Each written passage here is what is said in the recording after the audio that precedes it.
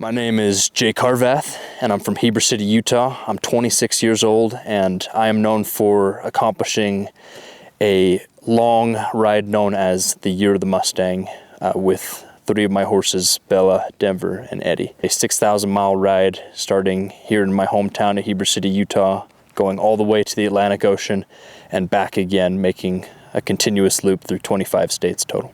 These horses, Mustangs, they taught me some of the most valuable lessons that I hold dear as a horse trainer today. They have instilled in me a lot of valuable skills and insights that I wouldn't have if I hadn't been around so many of them.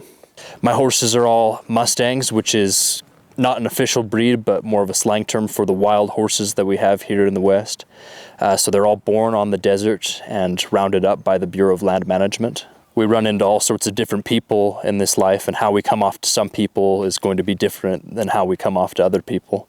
You know, you could look at the wild horse as maybe, how you present yourself to someone who's had their trust broken a lot in life, who's had their trust run over, and has only had a lot of negative experiences with people close to them. When you get in the pen with these horses for the first time, majority of them, they see you as a predator. They look at you like you're going to kill them.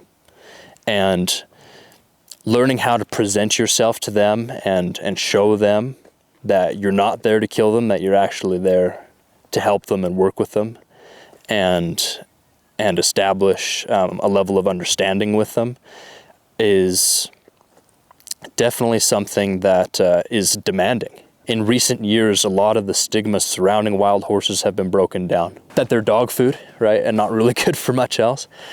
And there's not an untruth that to majority of horses that are getting rounded up off the range that were born in the wild, that there is a difficulty in starting these horses in comparison to your domestic breeds. That's always going to be true. But it's not impossible if you're willing to take the time and go about it the right way. That was my favorite thing over the trip, and since I've been back, is people sending me photos of their horse they adopted, because that's real, incremental change that I made in somebody's life, at least on a personal level. All the time I would have people I'd meet along the way come back and say, hey, we're doing it. We went and adopted a wild horse. I gained an entirely different perspective on humanity and what is out there in our country, but just in humanity in general, as far as who people are. And I think we really do have a tainted view of what majority of people out there are like. And all I could find again and again in every state I went to, didn't matter, that people are generally good and that people are generally willing to help somebody out. And I had that experience, every day of the week almost, with some exceptions, over and over again, meeting new people.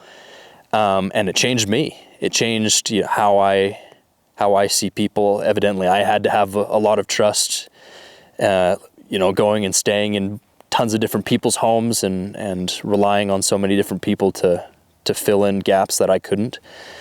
Leaving me a bale of hay somewhere in the right spot to feed these guys for a night, because, we depended on those sorts of things often. And it opened my eyes to how I want to maybe be the rest of my life. I said, I want to be that kind of person that is open to helping anybody who's in a pinch, no matter whether I know them or not, whether I have rapport with them or not.